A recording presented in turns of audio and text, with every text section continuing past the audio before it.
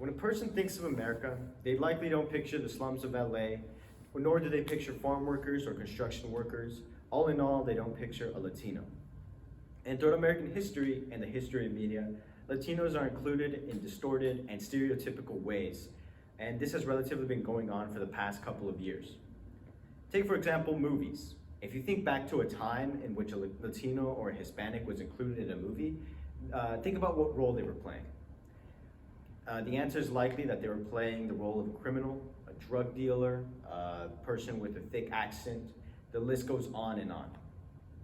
In a journal article by author Alvin Wolf, he writes that American history textbooks have given less than a paragraph to Mexicans and Puerto Ricans, the two most prominent groups, Hispanic groups in America.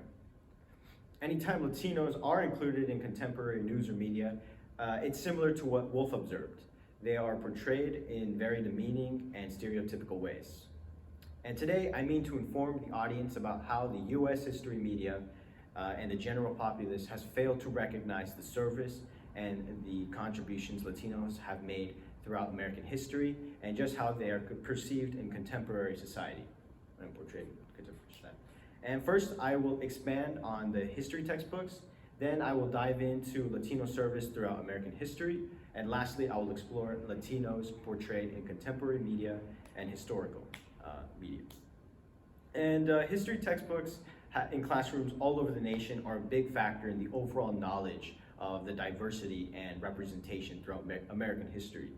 And the kind of alterations that have been done to US history textbooks throughout history have deprived people and young scholars of factual and valuable knowledge. And these books often tend to portray the United States solely as white, Protestant, Anglo-Saxon society, giving some mention to minorities. However, it's obvious that Latinos have had a huge presence since throughout all of American history and have played a huge role in the country.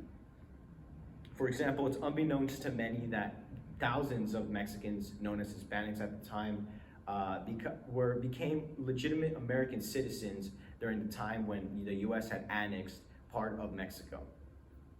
And thus, many of these residents, now Mexican Americans, participated in almost every single event the country has ever gone through. This includes wars, riots, protests, elections, and things that contributed to the overall health of the country. And the way history textbooks have portrayed this ethnic majority, whether it be by creating a false image or altogether excluding them from being recognized, it would allow for the eradication of the idea of white America in our education systems. And on the subject of recognition, thousands of Latinos have gone unrecognized for their services and contributions to this country. A strong example of such problems would be the experiences of Latino war veterans. According to the US Army, Latinos have fought in almost every single war the United States has had since the Civil War. And in a PBS documentary on Chicano Vietnam veterans, Vietnam veteran Charlie Trujillo tells the story about a time a police officer had harassed him at work, demanding he show legal documents proving his citizenship. And Trujillo ultimately expresses his frustration that even after losing his eye for this country, he is still racially profiled and potentially seen as undocumented, unpatriotic, and not deserving of respect from any citizen or official. And finally, just as we all have a perception of people, there is also the perception of society. In the list of the most crucial understandings, the media has to be one of the most strongest and most impactful features and factors in society. And throughout history, all forms of media have been used to undermine and mock Latinos, African Americans, Asians, and more ethnic peoples in a racist and stereotypical way.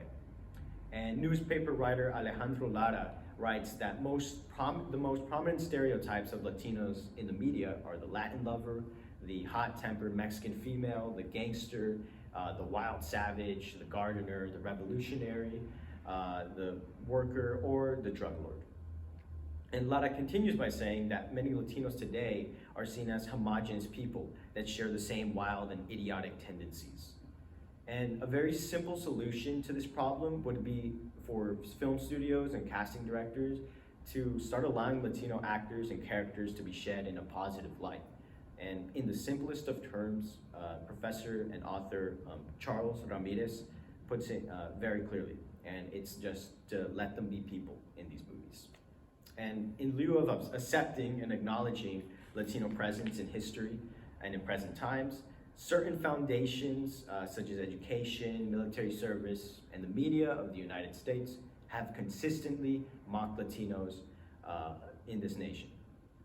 And it's important to understand that Latinos, no matter where they hail from, chose to be Americans. And rather than seeing them as a monolithic group, the American people should start embracing them as citizens and future citizens worthy of recognition and respect. And thank you.